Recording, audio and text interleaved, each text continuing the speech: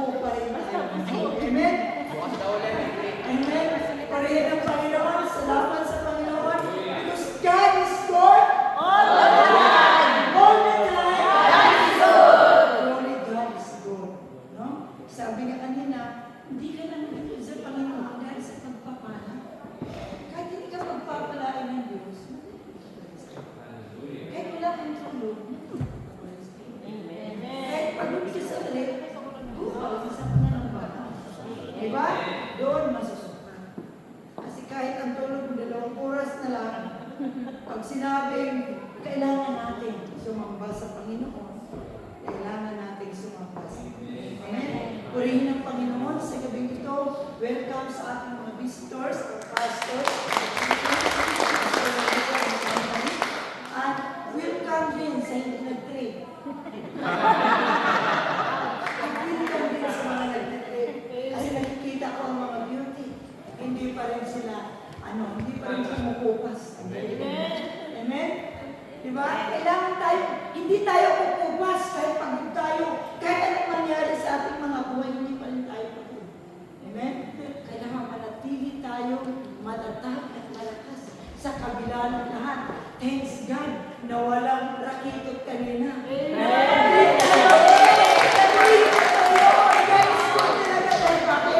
Sinagot ng Diyos ang ating panalangin. Na-start na kayo war dahil kami ay magpapit.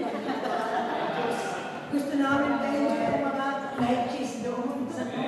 At gusto namin ma-enjoy doon ang pagpapalit namin at ang aming tornado.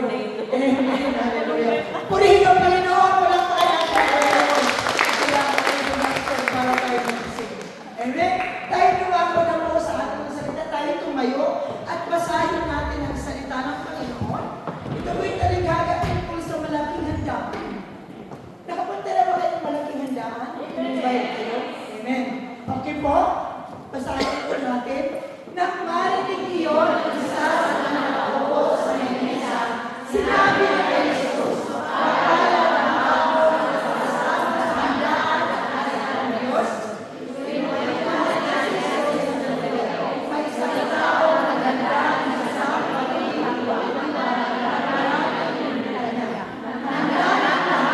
inutusan niya ang mga alipin niya na sundin ang mga ipunita at sabihin sa kanila, "Tayo na! Handa na ang lahat." Pero wala ang bawat pinuntahan. Sinabi ng isa, "Pasensya na, hindi ako nangulupa at kailangan ko yan ako ng."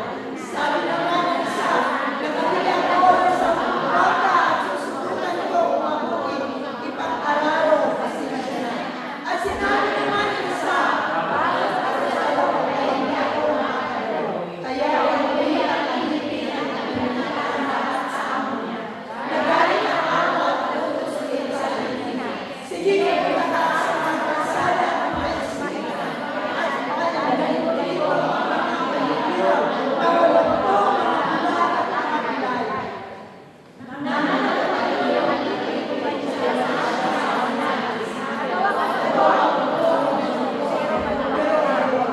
Kaya sinabi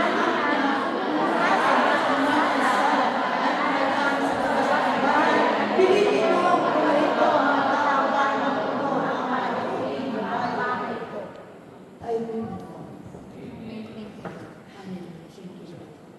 maraming salamat Lord sa gabi. Salamat Lord sa mensahe mo sa gabi. Lord, pagpalain mo o Diyos ang mensahe. Panginoon, tago mo ako sa likuran ng cross. Panginoon, Lord, hindi makikita ang aking kahinaan kung hindi ang inyong kapangyarihan, Panginoon Jesus.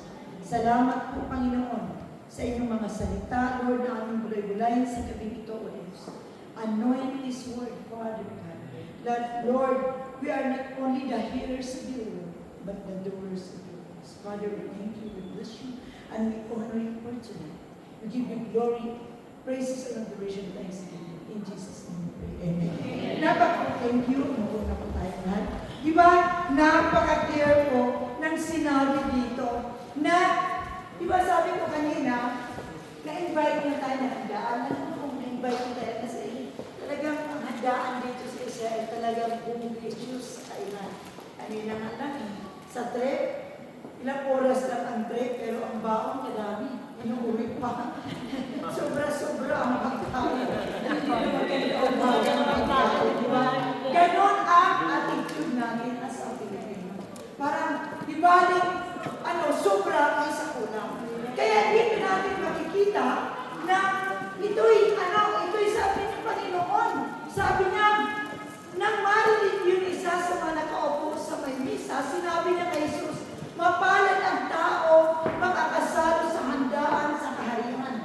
Anong kaharian ng Diyos? Kingdom of God. Di ba? In-invite ang bawat isa. Di ba? In-invite ang bawat isa. Kaya yung trip kanina, yun ang ginawa. Because di tayo makakahayo, hindi tayo makakaalis sa ating mga employer. Ang ginawa natin, evangelistic. Di ba? Kaya doon natin nakikita, kaya lahat tayo lumabas tayo para maipahayag ang salita ng Diyos. Kaya sabi niya, kinuwentuhan siya ni Jesus na ganito, may isang taong naghanda ng isang malaking pagdiriwang at marami ang inibitahan niya. Ang dami in-invite niya. Punta kayo sa handaan. Pero anong nangyari dito?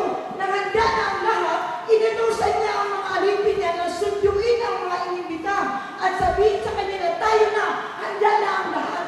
Ganito ang pinakita ng Panginoon na picture dito na nag-invite siya. Nanghandaan. Siguro may litsubakan o litsubaboy na maghandaan. Kasi masarap eh. Kaya sabi niya dito, tayo na, handa na ang lahat. Naka-prepare na po ang lahat. Pero anong nangyari sa kanyang lahat ng mga inimbita? Ano sabi niya dito?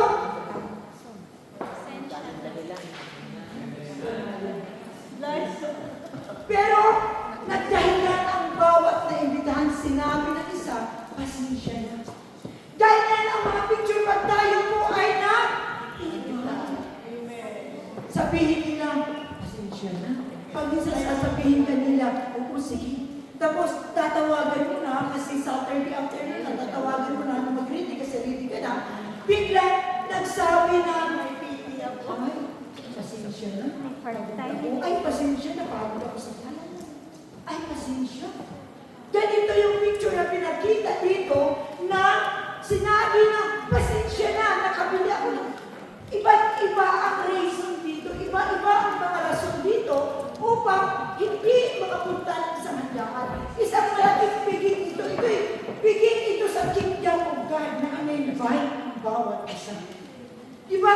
Kaya nga sabi niya dito, tayong lahat ay nag-imbita. Kaya nga sabi niya, ang daming rason nila. Kung titignan po natin, sabi naman ng isa, nakabili ako ng 10 baka. Iba't iba ang reason para hindi sila makapunta doon. Pero sa ating kanina, praise the Lord, at tagumpay tayo sa pag-invite. Amen. There is a way. Diba? May kaparaanan na para makapag-share tayo ng Word of God. Yun ang kaparaanan natin. Kasi mailap sila. Diba mailap pag in-invite mo? Paminsan, in-invite mo ng anniversary. Ay, pasensya ka na. May pinuntahan ka lang. Ay, pasensya ka na. Diba?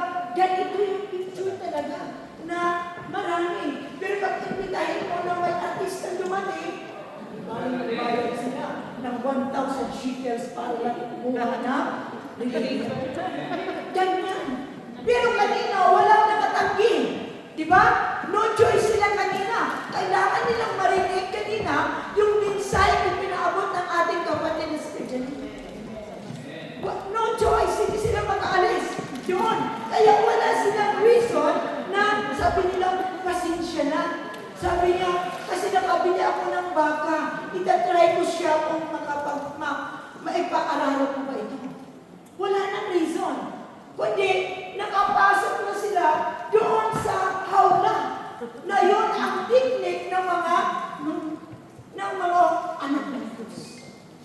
Kasi wala tayong ibang choice. Diba?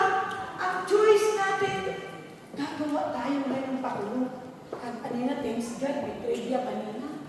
Sa bus, maraming nanalo doon. Maraming nanalo. Meron para sa unbeliever, meron naman sa mga believer nga, pero wala talagang nakasagot mo dahil. Kaya doon talaga masusuka kung nagbabasa ng Biblia at tinatandaan. Di ba? Kaya dito ipinapakita dito na binibigyan tayo ng Lord ng angel.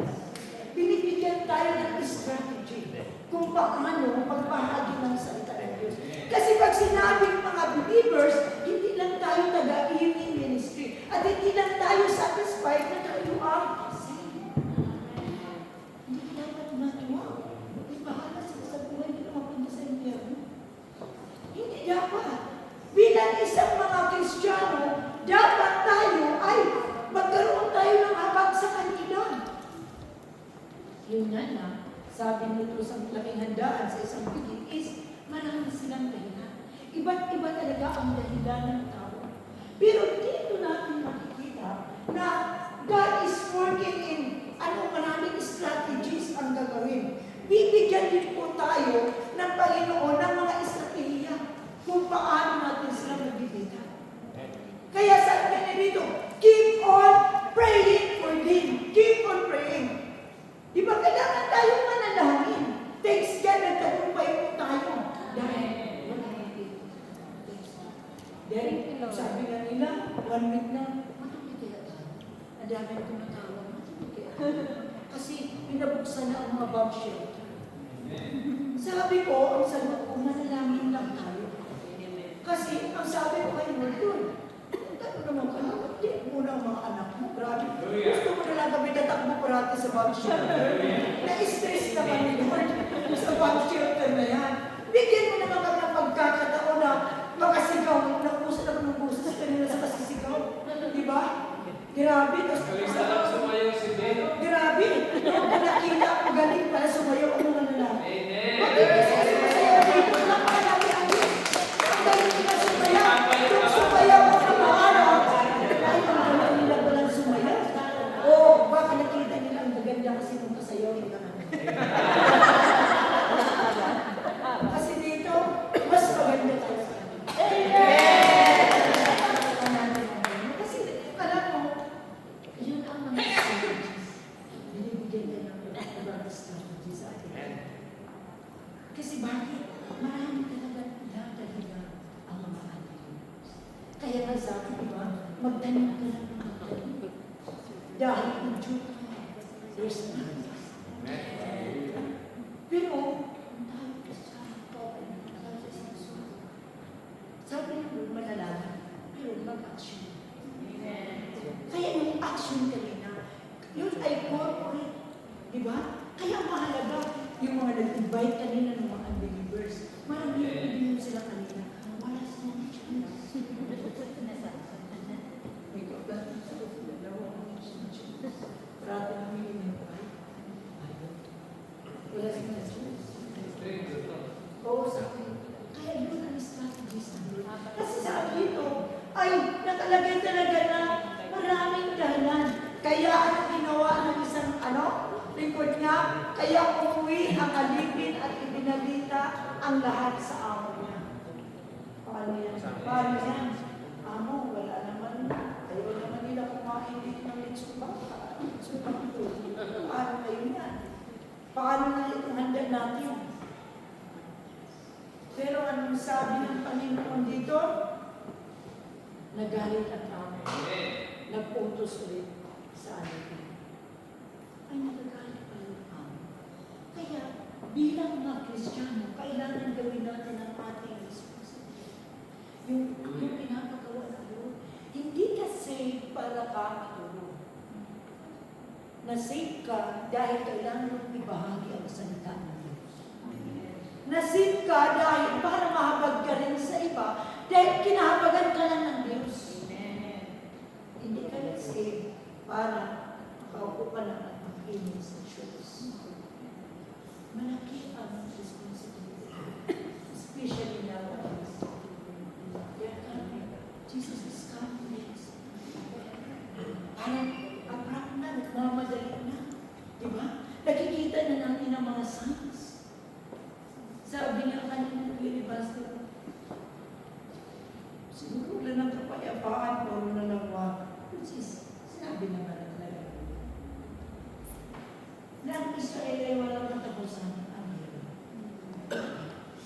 kinabahan ka hindi, ito na naman. Diba? Pero, look, tayo na nandito sa Israel, parang hindi na tayo tinataglan. Nataglan pa ba kayo? O natatakbo? Takbo pa rin tayo sa bansya. Takbo lang. Amen. Kasi, Oo, takbo pa rin tayo. Hindi susuko. Imagine ka, nagbagsakan ang mga missile ng Iran. May trabaho pa rin. Amen. Tuloy pa rin ang ligaya. Thank you, Lord. Kahit maabutan sa gitna ng station ng bus, takbo ay wala mo saan ka tatakbo. Diba? Ganun. Kaya nga, dito, sabi niya, nagalit daw yung amo. Anong sabi na? Amo niya? Sige. Hayaan at dalhin mo rito ang mga mahihirap, mga loko at mga bulag at mga bulag. Kahit ano na, dalhin mo rito, invite mo sila, pilitin mo sila. Para makapakinig sila ng word of God. Kaya yung kanina yung ginawa, yun ang pinaka-the best para sa atin. Kasi alam ko naman, marami sa atin ang hindi makakalabas. Iilan lang po ang lipaw. At yung lipaw niyan, pagod na pagod. Hindi na ba minsan kami makagulapay. At paminsan, pag nag-share ka din sa kanila, yung lipaw ka na sa banat, makakadali. Ako, parati kong ito ang experience ko parati. Pag nakakasabay ko sa bus station, pag minsan iniiwasan na ako.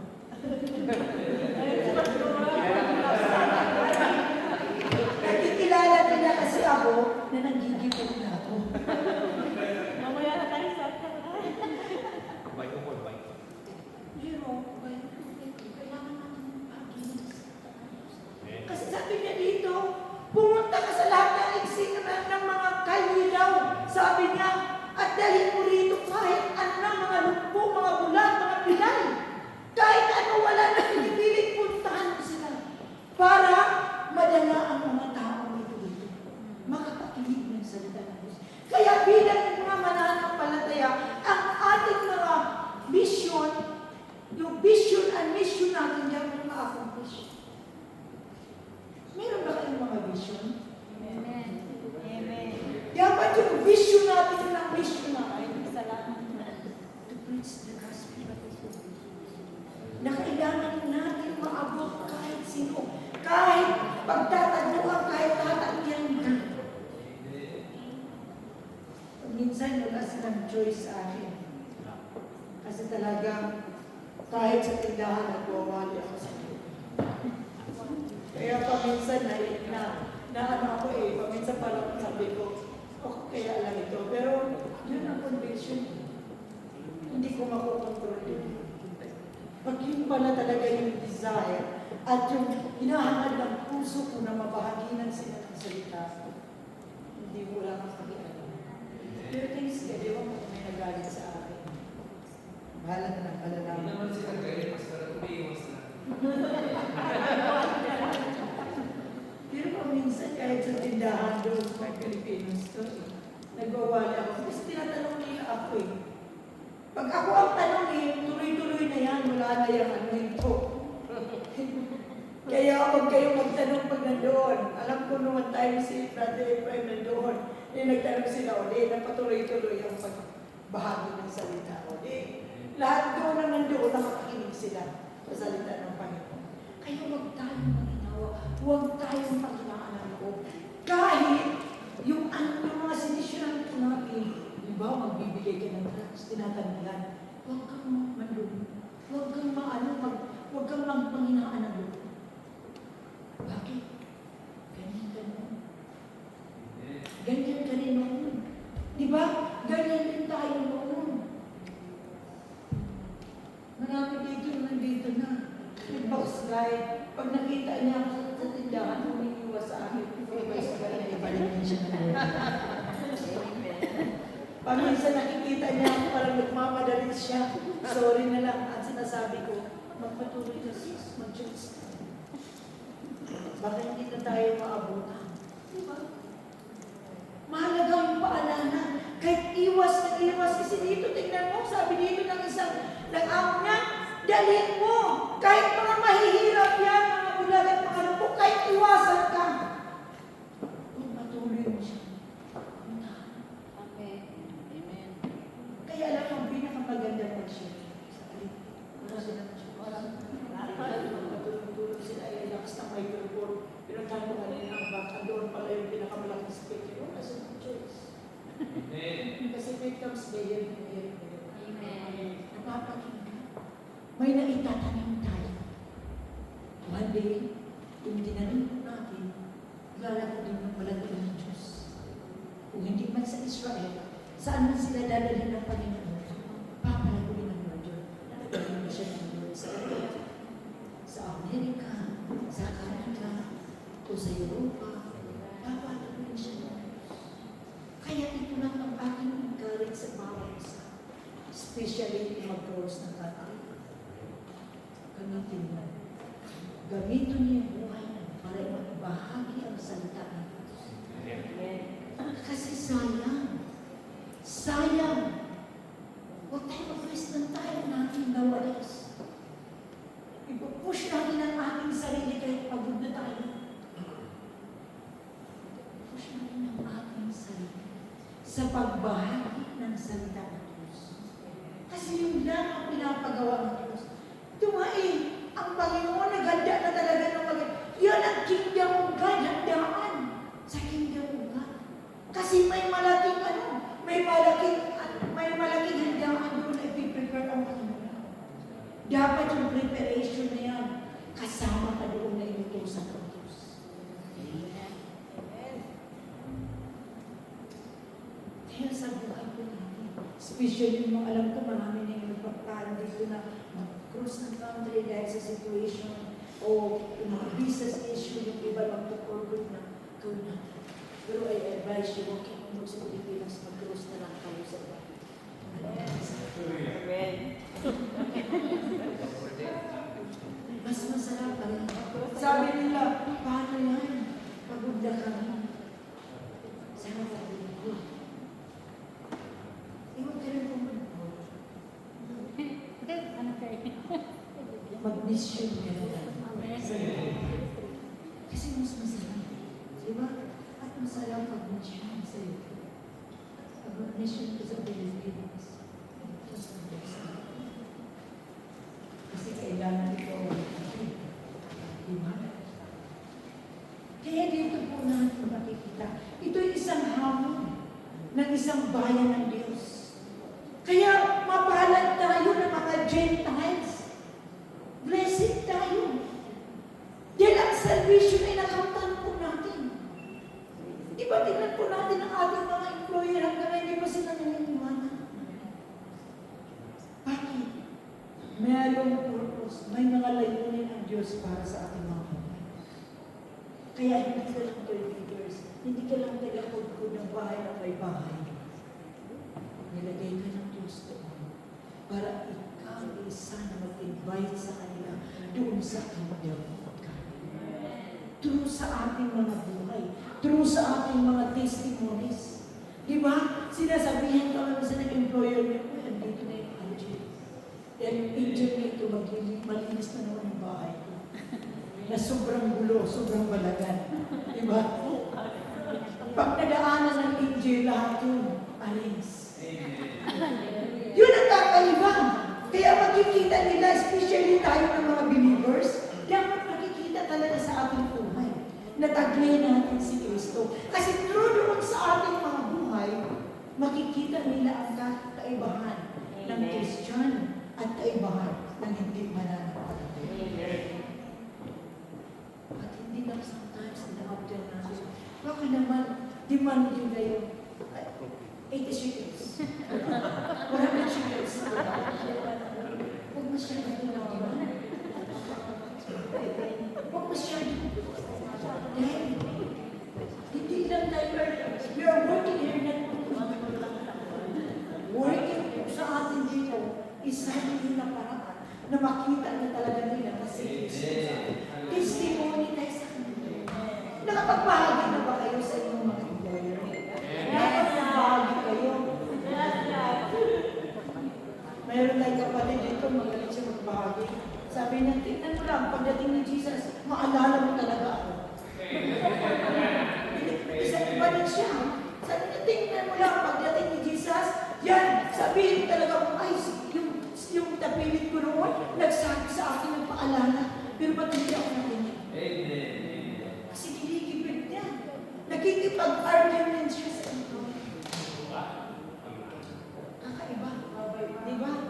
Rabay pa yun, ha? Rabay.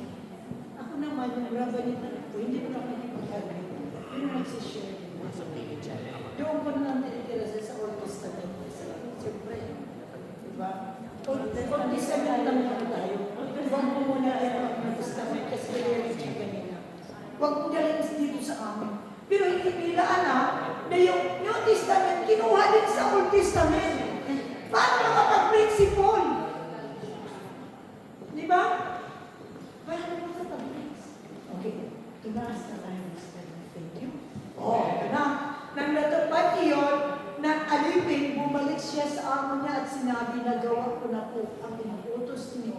Pero maluwag na. Marami pa rin cheese.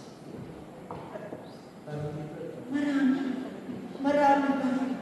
Kaya kailangan mo marami pa sa taas. Kaya kailangan mo natin magbahagi.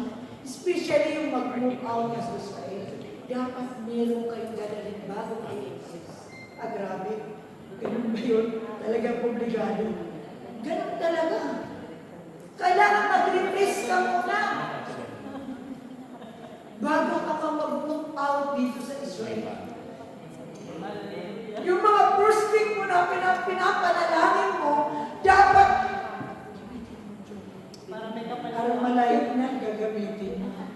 Sabihin mo, darating na si Jesus, ito magbubumbahan na naman. Di ba? Kasi alam mo, dito, pansin mo, ang mga Pilipino dito, mas hindi sila takot na mga rakitot na dumating. Mas takot sila sa English. Hindi ba pinapanalangin sana magkatira? My goodness. Di ba? Kasi wala daw walang umiikot. Di ba? Pero hindi pinapagawa talaga ang malusa. Kaya sabi, nang natupad yun, alipin, bumalik siya sa amo niya at sinabi, nagawa ko. Nagawa na kaya natin. Makarimod kaya tayo yung kay Jesus, sasabihin natin, Lord, nagawa ko na po. Nagawa ko na po, Panginoon, ang lahat ng pinapagawa ko sa buhay ko. Kaya dito natin makikita, dito ang kasubukan ang mga Kristiyano. Kaya makikita mo talaga kung sino talaga ang tunay.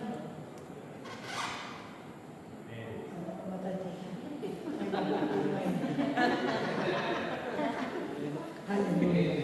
Sabi sa 23, kaya sinabi ng amo niya, pumunta ka sa mga kalsada at mga daan sa labas ng bayan at pilitin mong pumarito ang mga tao para magulo ang panahon sa bahay. Para daw magulo ang panahon. Kasi marami pa. Pilitin pa. Basta Alam niyo, nung siguro mga 20 years old na ako dito sa Israel, parang gano'n. Pilitin mo, mahilig ako ng pamilya. Yung mga pinarating ko ba dati dito, hindi sila pwede hindi mag-choose. Pinapagalitan ko talaga yan, tinatawagan ko. Pag wala, yung iba, alam mo sabi, may part-time ka. One time, kwento ni Pastor, nakasalubong niya sa kalaw. Sabi mo, may part-time ka, nakasalubong niya sa kalaw. Kaya ayaw mo umiiwas, ayaw mo mag-choose. Kasi umiiwas, kasi pinipili.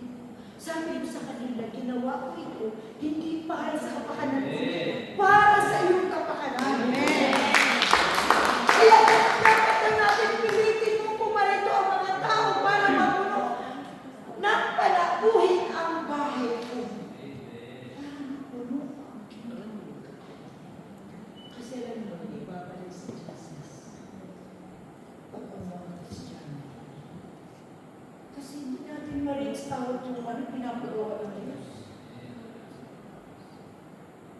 Kasi one day, even yung ating mga employers, ma-realize mo, ay, yun ang sinabi ng Kevin. Especially yung mga nag-alaga ng mga matanda. Kailangan pinito. Kasi parang pagdating natin ng doon, ako thanks God, may nalila ako na isang lola. Pinilit ko siya. Wala siyang choice kasi ayaw niyang mamatay. Sabi ko sa kanya, ayaw mong mamatay, sumunod ka sa akin sa prayer. Bago pa lang ako sa Israel. Kasi pag mag-share ako about Jesus, nagagalit siya. Sabi ko si Yeshua yung Masiya. Sabi ko, no, sabi na. Yeshua lang, di ba ang Yeshua? Yeshua, sabi ko, Yeshua yung Masiya. Sabi niya, no. Nung na-hospital kami, pabalik-balik kami ng hospital, sabi niya, ayaw ko pang mamatay. Okay, ayaw ko pang mamatay. Sige, tanggapin mo si Jesus. Si Yeshua yung Masiya. Sabi, tanggapin mo siya. Kasi para hindi ka mamatay.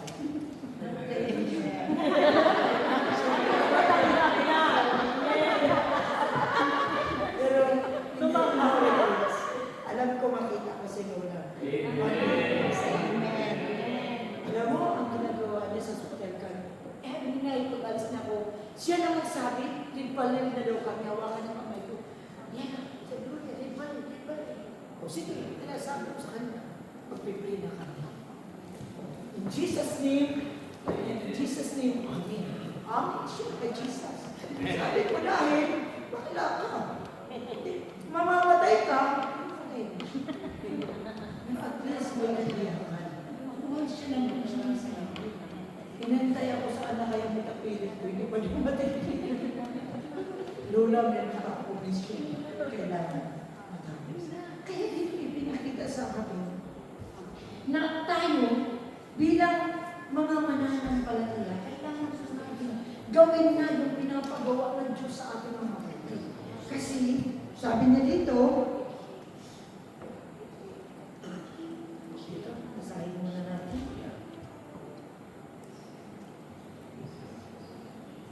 Anong sinabi niya? Pangalawang Pedro, chapter 3, verse 9. Sabi niya, hindi nagpapabaya ang Panginoon sa pagtupad sa pangako niya. Gaya ng inakala nila. Ang totoo, binibigyan lang niya ng pagkakataon magsisi ang lahat sa mga kasalanan nila dahil ayaw niyang mapahamak ang sinuman. Gusto niyo ba mapahamak ang inyong mga kapatid, kaibigan, kamag-anak, kapamilya? Ayaw ng Diyos dito, sabi niya. Para bigyan sila ng chance na magsisi. Paano sila magsisi kung hindi nila alam? At hindi mo binahagi ang salita. Kagaya kanina sa trivia natin, hindi alam ang mga unbelievers. Kaya ilan lang nag-participate doon. Yung nag-participate doon, yung mga umaatin na rin. Praise God. Doon mo masusukat. Nagpasal pala yan sa inyo. Amen. Kasi doon mo makikita talaga na, wow, nagbasa pala din siya. Kasi simple lang yun, kung hindi nagbabasa ng salita ng Panginoon, hindi niya alam yun. Yung Moises, ano ba yung si Moises? Sino ba yung si Moises? Sino ba yung si Noah? Yung mga sagot ka nila sa trivia doon kung sa Bible. Buti na lang, hindi nagbigay ng mga dito ng ano, kaya wala pa natin. Amen? Kaya sa buhay po natin, ito po yung challenge sa atin. Sabi pa niya dito, Romans chapter 10 verse 15, sapagkat ang lahat ng tumatawag sa pangalan ng Panginoon ay maligtas. Paano sila tatawag kung hindi ka magbahagi? Paano nila malaman? Kaya dito yung isang challenge sa bawat isa sa atin. Lahat tayo, challenge dito ang Panginoon. Na, ang sabi niya nga, pumunta ka sa mga kalsada at mga daan, sa labas ng bayan. Pilitin mo pumarito ang mga tao para mapuno ng panauhin ang bahay. Iniwang challenge sa ating Panginoon. Lumabas tayo, ibahagi. Sabi nung kanina, Kailan na ulit natin? Sabi ko, ipanalangin natin na walang ganito. Amen. Na huwag mo na si Trump pagsabi ng bomba. Di ba? Dininig ni Lord ang panalangin natin na Lord, huwag mo na natin si Trump na ano kasi magtitrip mo na kami Lord. Excited na nga kami Lord. Nakaready na. Excited na makarinig ang mga tao. Kasi marami na nag-deliver kanina. Kasi ang dami din kanina. Kaya dito po, dito tayo tapos ibabalik ko sa inyo. Kaya sinabi ng amo ko, pumunta ka sa mga kalsada at mga daan sa labas ng bayan at pilitin mong pumarito ang mga tao para mapuno ng panahon sa mga pilitin na. Kaya bilang mga Kristiyano, kaya kailangan natin gumising. Gising pa naman. Amen. Diba? Tatuloy. Amen. Amen? Purihin ang Panginoon. Ito yung challenge sa pagsasalas. Kung ito'y challenge, kung ito'y paanyaya ng Panginoon sa atin, kung ito'y paanyaya niya, paanyaya hanggang ngayon sa atin, pilitin natin na pumarito. Kaya magbahagi po tayo talaga ng salita ng Diyos. Kasi kung hindi natin ibahagi ang salita ng Diyos, kabag-kabag, marami po ang mapapahamak dahil hindi po natin sila sa Diyos. Kaya Diyos, wala kami na kahit tayo pa. Patuloy po na. Amen? Kahit may manalangin, hindi natin ang atin, Lord, magawa ko talaga, Panginoon. Panginoon, magawa ko namin talaga, Lord, ang paanyaya mo sa bawat isa sa amin. Kaya, Panginoon, sa oras na ito, Lord, hindi lang kami tagapakinig ng salita mo, kundi, Lord, tagapagpatupad, Lord, ng iyong mga salita. Tulungan mo kami, O Diyos, na magampanan po namin, Lord, ang mga tungkulin namin, magampanan po namin, Panginoon, ang mga pinapagawa mo, Diyos. Lord, give us a strategy, Panginoon, Lord, kung paano sila mabahagina ng salita, Panginoon. Lord, dito ipinakita sa parabol na ito, Panginoon, Lord God, na ikaw mismo, Panginoon, Lord, na pinaanyayahan mo talaga, pinapapilit mo talaga, Panginoon, Lord God, ang mga tao na ito, Diyos. Kaya, Panginoon, give us courage, Lord God. Lord, maging totoo kami, Panginoon, sa aming mga purpose, sa mga layunin, sa mga mission na pinapagawa mo sa amin. Dakilang Ama, marami pong salamat. Tulungan mo kami, O Diyos, na magampanan po namin ang mga tungkulin, ang mga pinapagawa mo. Nagpamito mo, Panginoon. Love mo kami, Panginoon. Kaya, Lord, extend po namin ang love sa aming kapwa, Lord God. Kaya, Panginoon, marami pong salamat. Pinagkatiwala po Diyos ang nabili ito sa inyo. Salamat po, Panginoon, sa pangalan ni Jesus.